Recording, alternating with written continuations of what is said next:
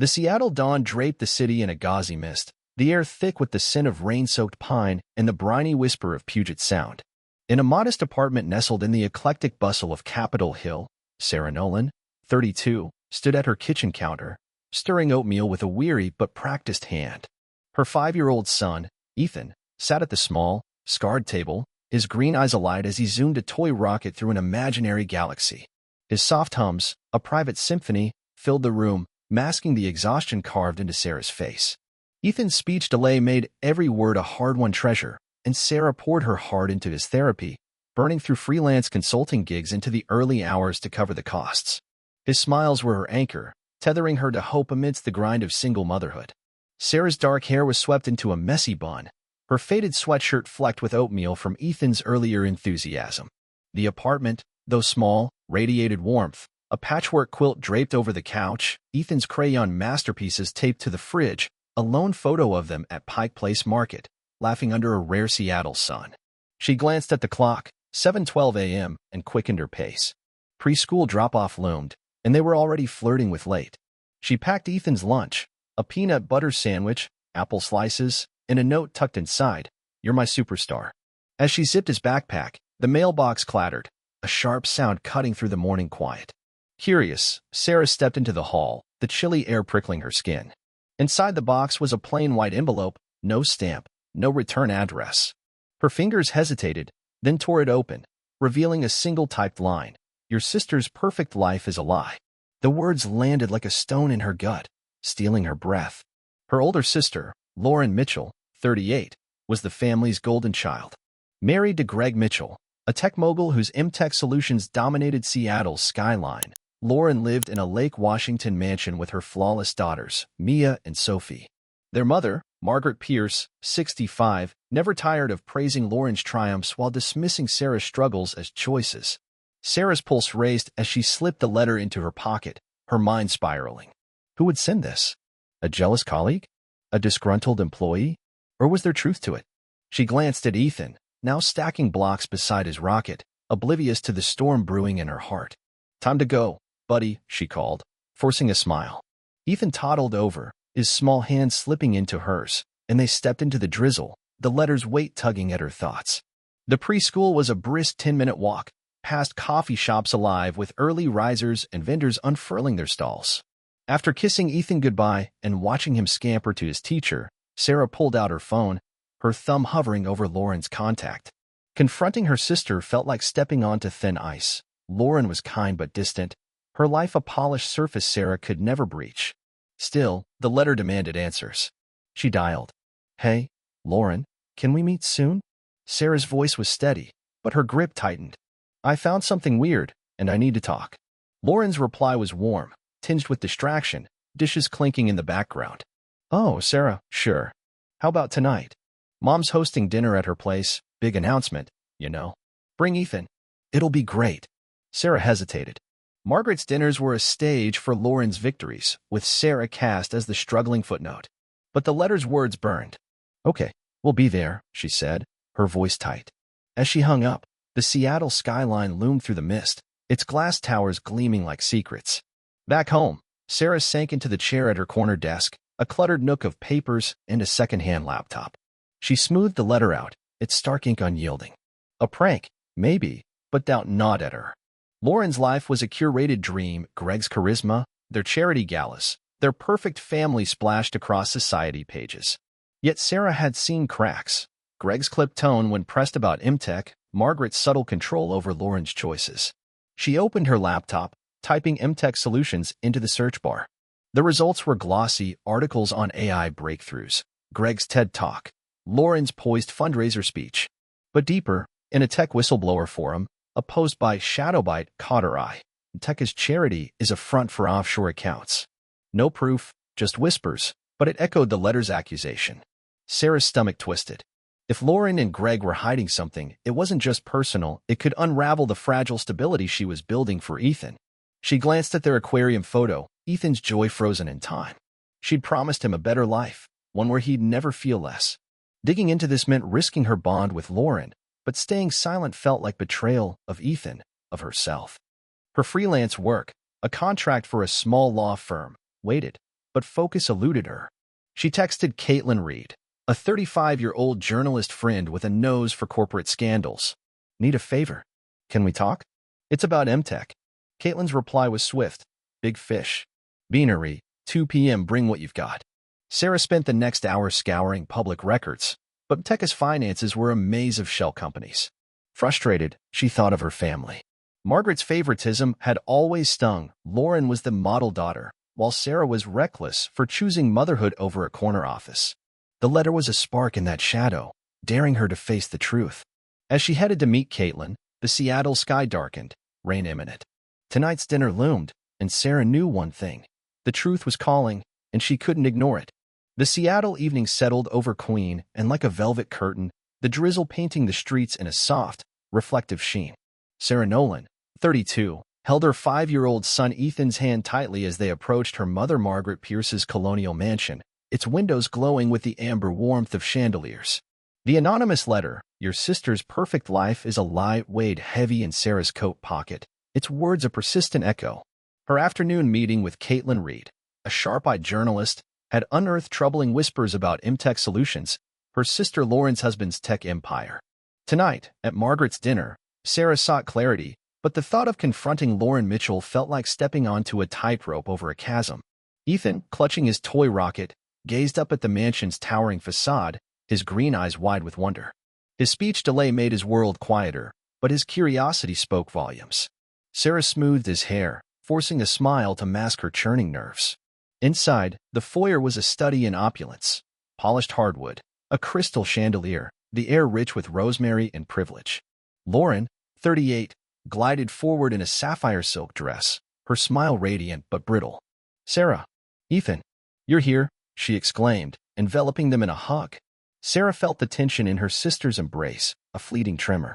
Greg Mitchell, 40, Lauren's tech mogul husband, flashed a practiced grin, his charcoal suit exuding power. Margaret, 65, presided over the scene, her silver hair sleek, her burgundy blazer a quiet assertion of control. She cooed over Lauren's daughters, Mia and Sophie, barely acknowledging Ethan's tentative wave. The dining room was a stage for wealth. A mahogany table gleamed under candlelight, crystal glasses clinked, and guests traded polished small talk. Sarah settled Ethan with a coloring book, her eyes drifting to the letter's weight. Caitlin's warning about Mteka's offshore accounts, coupled with a cryptic forum post she'd found, had planted seeds of doubt. But in Margaret's domain, where Lauren was the star and Sarah the struggling footnote, her resolve wavered. Was she chasing a ghost, fueled by the resentment Margaret always accused her of? Dinner unfolded with choreographed grace, roasted lamb, herbed risotto until Lauren stood, tapping her glass. "Thank you all for being here," she said, her voice clear but her hands clasped tightly. "Greg and I are launching Bright Futures, a charity to fund children's education across Washington. We're hosting a gala next month. Please join us." Applause rippled through the room, Margaret's smile practically proprietary. Greg's expression was a perfect mask, but Sarah caught his fleeting glance at Margaret, a silent signal that prickled her instincts. As dessert arrived, lavender panna cotta and espresso, Sarah leaned toward Lauren. "Can we talk privately?" she asked, her voice low. Lauren's smile flickered, but she nodded, leading Sarah to a study lined with oak shelves and leather-bound books. Ethan stayed with a cousin, absorbed in his crayons. The study's door clicked shut, and Sarah pulled out the letter, her pulse quickening. "I got this today," she said, handing it over. "It says your life's a lie." "What does it mean, Lauren?" Lauren's face paled, her eyes locking onto the paper. "That's absurd," she said, her laugh sharp and hollow. "Some petty prank, Sarah. You know how people envy success." Her fingers twisted her bracelet, betraying her composure. "I looked into MTech," Sarah said, her tone steady but probing. "There's talk online, offshore accounts, shady charity funds. Is something going on?" The silence stretched, heavy and taut. Lauren's gaze darted to the door, as if expecting an ambush. "You're digging into my life over a random note?" Lauren's voice rose, her poise fracturing. "Mom's right. You've always been jealous. My marriage, my girls, my life. You can't stand that I've made it." The accusation cut deep, echoing Margaret's old barbs. "This isn't about jealousy," Sarah countered, stepping closer. "It's about Ethan, our family. If Tech is hiding something, it could hurt us all. You're my sister. If you're in trouble, tell me." Her voice softened, pleading. Lauren's eyes shimmered, her shoulders slumping. "You don't know what you're asking," she whispered, barely audible. "There are things I can't say." "Drop it, Sarah. For your own sake." Before Sarah could press further, the door swung open, and Margaret stood framed in the doorway, her expression a blend of suspicion and scorn. "What's going on?" Margaret demanded, her voice slicing the air. "Sarah, you're upsetting your sister. This is her night, not your stage for drama." Sarah's jaw clenched. "I'm asking questions, Mom. Someone else already did." She held up the letter, watching Margaret's eyes narrow. "If there's a problem, I need to know." Margaret's lips thinned, her gaze flicking to Lauren, who looked away. "Always stirring trouble," she said coldly. "Take Ethan and go home, Sarah. Don't ruin this for Lauren." The dismissal stung, but Sarah stood her ground, her resolve hardening. Back in the dining room, she gathered Ethan, his rocket still in hand. As they stepped into the rain, Lauren caught her arm. "I'm sorry," she murmured, her voice trembling. "Just be careful, Sarah." The fear in her eyes was raw, a fracture in her perfect veneer. At home, Sarah tucked Ethan into bed, his soft snores easing her frayed nerves. She opened her laptop, the forum post about Mteka's charity glowing on the screen. Caitlin had texted, "Found a shell company tied to Imtech.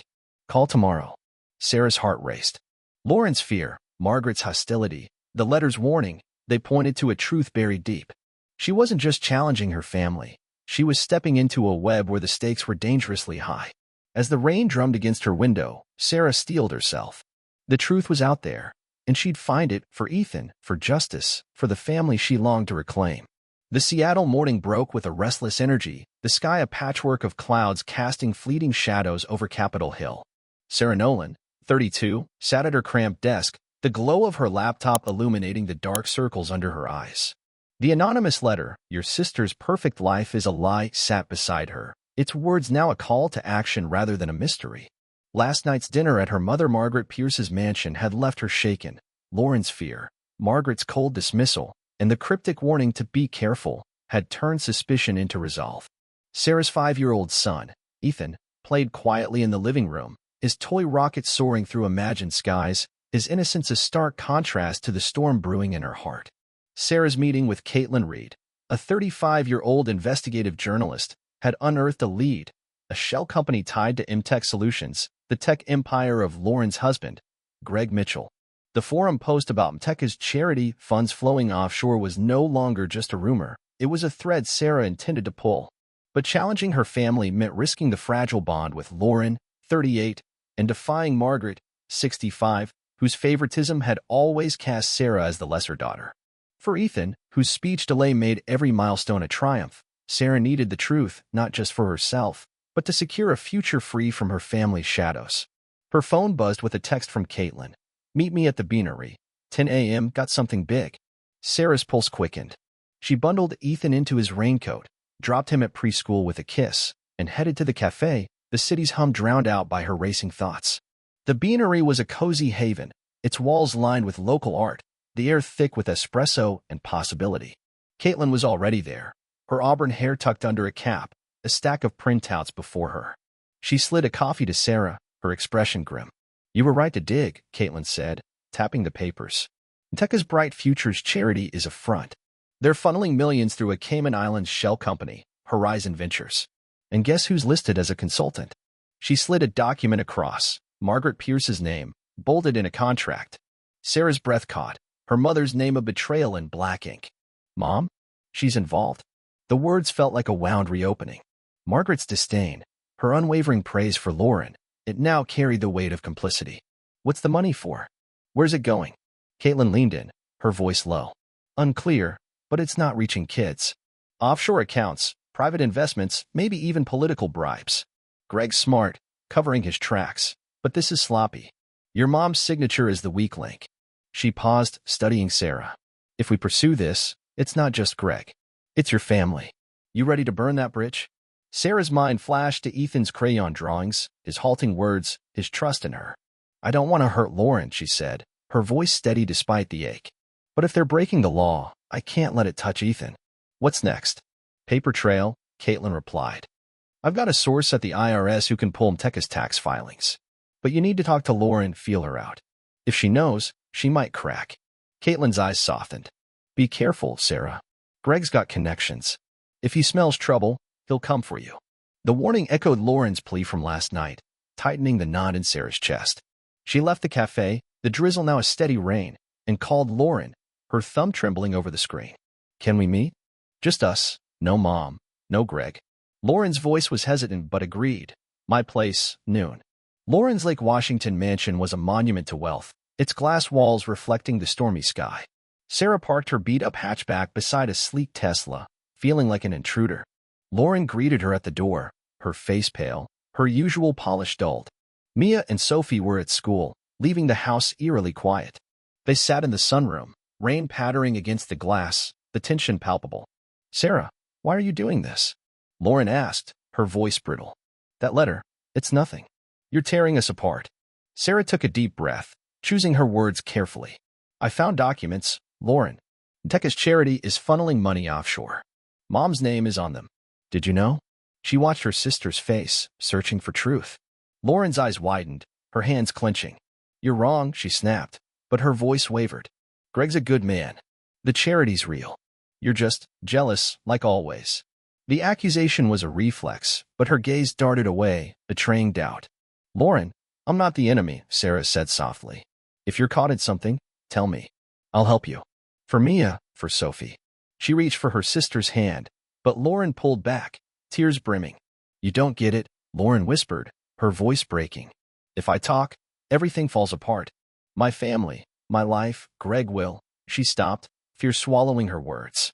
Before Sarah could press, her phone rang, Margaret. She ignored it, but Lauren's panic spiked. Mom knows you're here, Lauren said, standing abruptly. You need to go. Now. Sarah drove home, her mind reeling.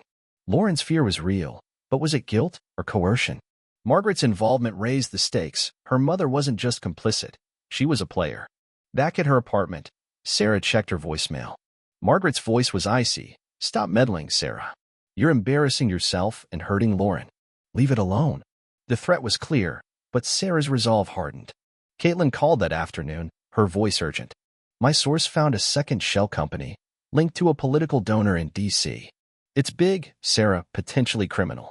I'm drafting a story, but I need more. Can you get Lauren to talk? Sarah hesitated, torn between loyalty and justice. Lauren was trapped, but silence was no longer an option. As she picked up Ethan from preschool, his smile a fleeting bomb, Sarah's phone buzzed with a text from an unknown number. Back off, or Ethan pays. Her blood ran cold, the threat piercing her core. She clutched Ethan tightly, scanning the street for unseen eyes. The game had escalated, and Sarah was no longer just a sister seeking truth. She was a mother fighting for her son's safety. The rain fell harder, blurring the city, but Sarah's path was clear. She'd expose Teka's lies, not for revenge, but for Ethan's future, whatever the cost.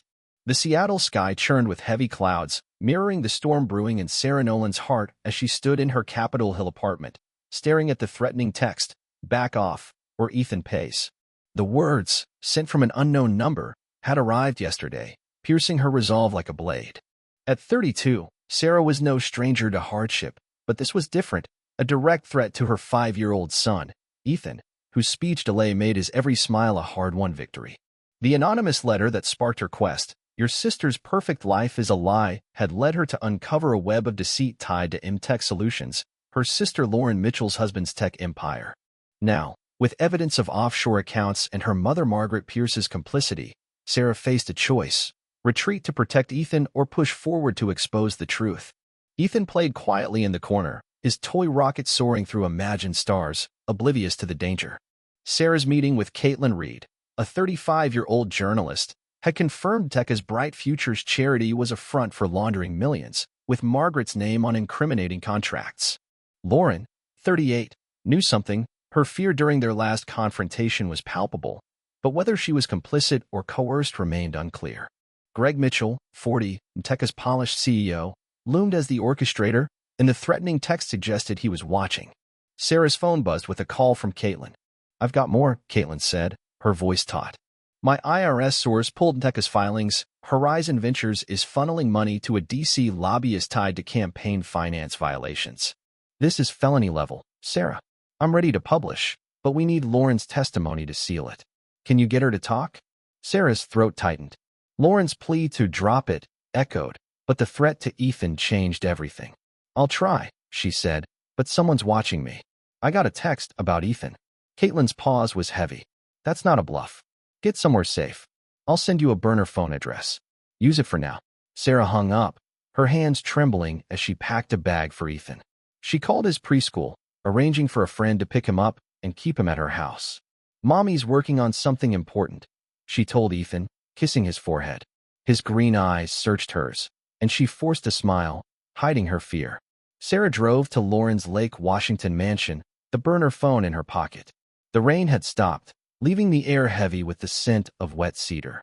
Lauren answered the door, her face drawn, her usual elegance replaced by a nervous edge.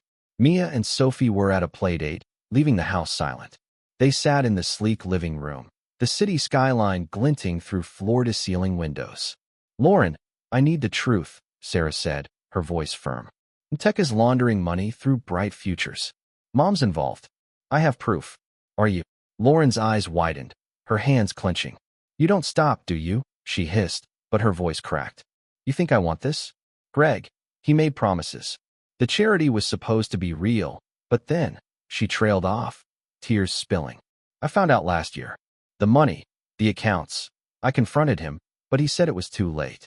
If I talk, he'll destroy me, Sarah. The girl's my life, everything." Sarah's heart ached, but Ethan's safety steeled her. "Lauren, they threatened Ethan. I can't back down. Help me, and we'll protect you." She pulled out the burner phone, showing Caitlin's number. "Talk to my friend. She's with the Seattle Times. We can expose Greg legally, safely." Lauren hesitated, her gaze darting to a photo of Mia and Sophie on the mantel. Then, a knock at the door shattered the moment. It was Margaret, 65, her silver hair immaculate, her expression thunderous. "Sarah, what are you doing here?" she demanded, stepping inside uninvited. "Lauren, don't say a word." Sarah stood, her voice steady. "Mom, I know about Horizon Ventures. Your name's on the contracts. You're laundering money with Greg." "What?" Margaret's eyes narrowed, but a flicker of fear crossed her face. "You're out of your depth," she said coldly. "This is bigger deformable than you understand. Walk away, or you'll regret it." The threat echoed the text, and Sarah's resolve hardened. "I'm not walking away. Not when Ethan's at risk." Lauren sobbed, caught between them.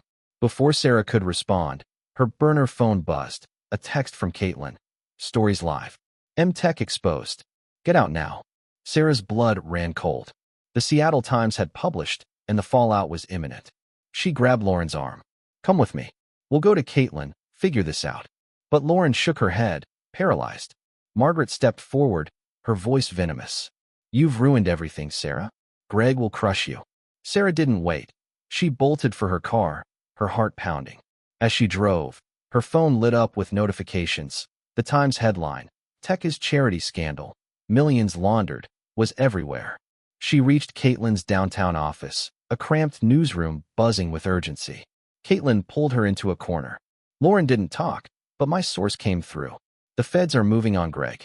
Your mom's name is in the filings. They'll question her too." Sarah nodded, but the text about Ethan haunted her.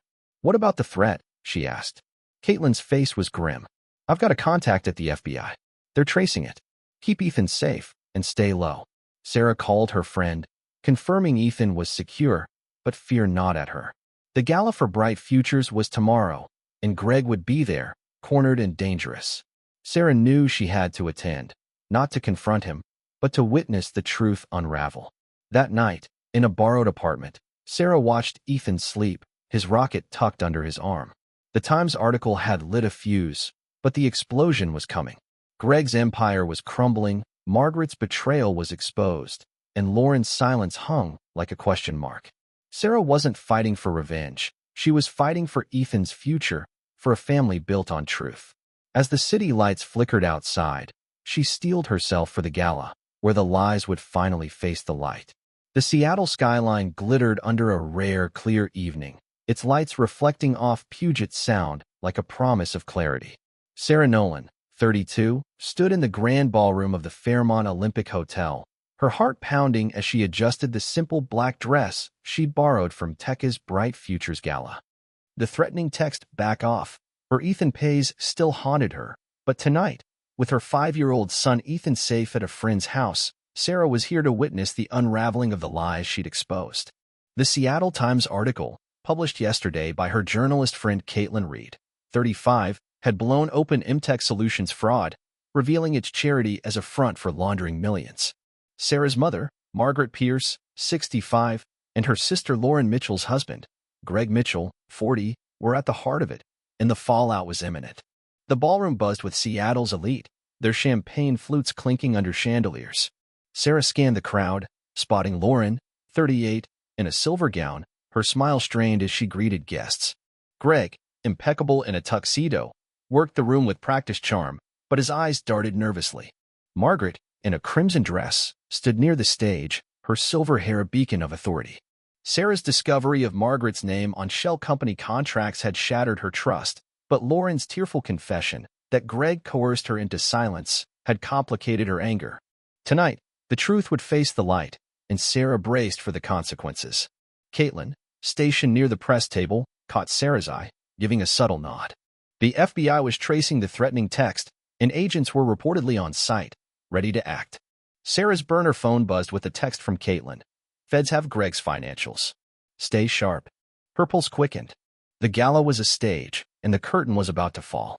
As the lights dimmed, Lauren took the stage, her voice trembling slightly. Thank you for supporting Bright Futures, she began, gripping the podium. This charity is about giving children a chance. Her words faltered as phones began to buzz across the room. Guests glanced at screens, whispers spreading like wildfire. Sarah's heart raced. She knew what they were seeing. A Breaking Times update, detailing Tekka's ties to a D.C. lobbyist and campaign finance violations, with Margaret's signatures as evidence. Greg's face drained of color, his charm crumbling. He leaned toward an aide, whispering frantically, but the room's mood had shifted. Lauren froze, her eyes finding Sarah's in the crowd, a mix of fear and resignation in her gaze. Margaret stepped forward, her voice cutting through the murmurs. This is a misunderstanding, she said, her tone icy. Let's continue the evening.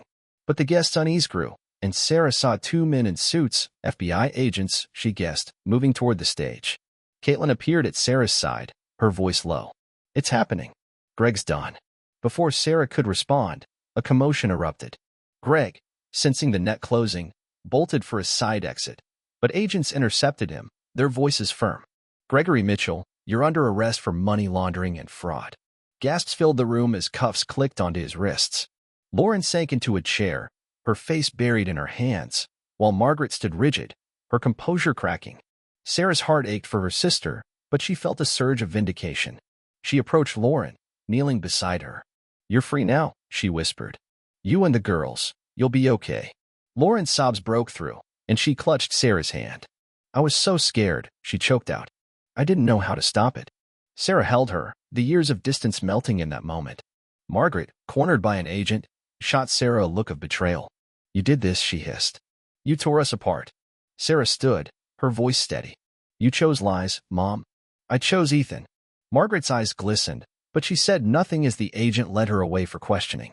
The gala dissolved into chaos, guests streaming out, reporters swarming. Caitlin pulled Sarah aside. The feds traced the text to Greg's assistant. He's cooperating. Ethan's safe. Relief flooded Sarah, but the weight of her family's fracture lingered. She left the hotel, the cool night air a balm to her frayed nerves. At her friend's house, she scooped Ethan into her arms, his sleepy smile erasing the night's tension. Mommy's here, she whispered, kissing his forehead. In the weeks that followed, the scandal reshaped their lives. Greg faced multiple charges, his empire dismantled. He pleaded guilty, receiving a 5-year sentence. Margaret, after admitting her role as a consultant, cooperated with prosecutors, earning probation and mandatory therapy to confront her need for control. Lauren, shattered but resolute, filed for divorce and moved to Tacoma with Mia and Sophie, enrolling in counseling to rebuild. She wrote Sarah a letter. You saved me. I'm sorry it took so long to see you. Let's start over. Sarah used a settlement from a class action suit against Imtech to open a small legal consultancy, aiding single mothers navigating the system. Ethan's speech therapy showed progress, his words flowing more freely, each one a spark of hope. One spring afternoon, they walked along Lake Union, Ethan chasing seagulls, his laughter ringing out.